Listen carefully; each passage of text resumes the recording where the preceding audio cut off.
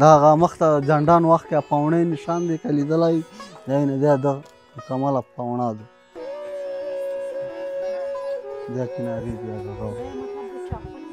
دا پاوڼۍ ول څه یا داسې چرګوډې موزې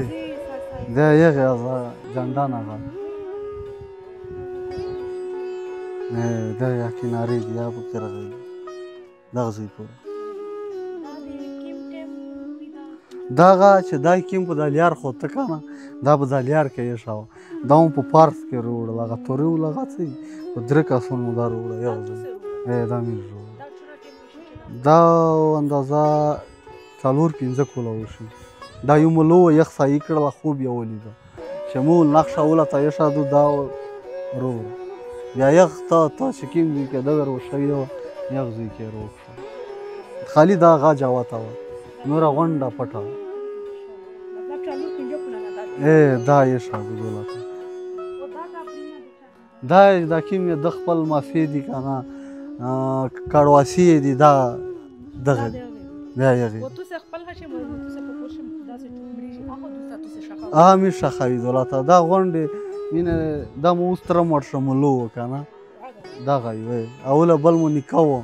وله چې دا دي دا غونډې د لمسي دي دغه زوی و و ځنه داسې کاس وي چې وایي چې مو دا مچن بابا کې ښخوئ بوډاګون وایي وسې آب دي پکې دا ژوندي دي دا هغه چې کله درې میخه که نه بیا دا غونډ دا یې هغه ورته وکړو دا پرده جوړه کړو چې مچن بابا ته څوک شاو کې لاري په دغه ټایم ګاډي میږ نیولي دي ځون در ورسوي بیا هر سړی ځون ورسوي بیا په غونډو دا رشید خان یې راوړي په ګاډي کې دا یې سربراه دی مچن خیل دا خلک ورته درېمي دا ژوندي دي بل دا د ده چې کوم هغه دی تاریخ یې لیکلی دی 1903 کې دا سیمټ ګابر ویل نور یې د مرګ هېڅ پته نه لګېږي چې انګرېز وخت کې فرنګي وخت کې وي او د والي نه فرنګي پې بدل کړي وي دا د خاورې دا روډ وایي چې نه تېرېده که نه بیا دا دی رو واړ جوړ وی که ګایي سو بیا ړانګ دی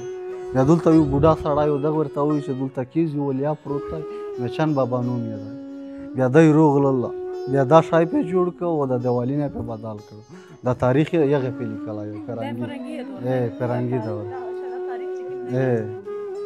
دا یې نه دغه دا بل یې د لمسی دی ده ورته ویل چې کله زه وفات شم و نیکه په هغه کې ښخوئ څنګ دا د ده لمسی دغه دا تعریف شته چې وینې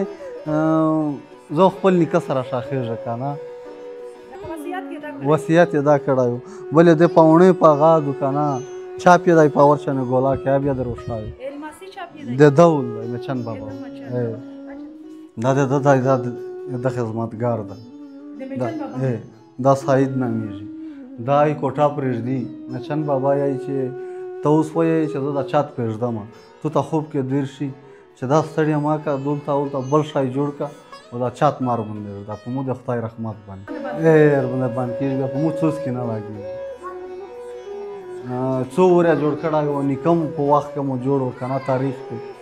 بیا یې چې ګایز میږ چې کېدلي لمونځه ټایم و دا یې پلګاټ کې یې شو مکمل جوړ و لیټای دلته نه و ځنه اچېدلی غونډې ولته وړی پیرا چاته یور پې جوړ شوی دی په تاریخ کې نیکونه په دور کې چې هغه مو نیکونه میشته لیکلي دي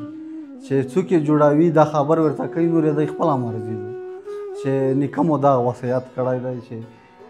موږ د چات ما جوړوئ نور چې څه شی جوړوئ زه نه هغه درته کوم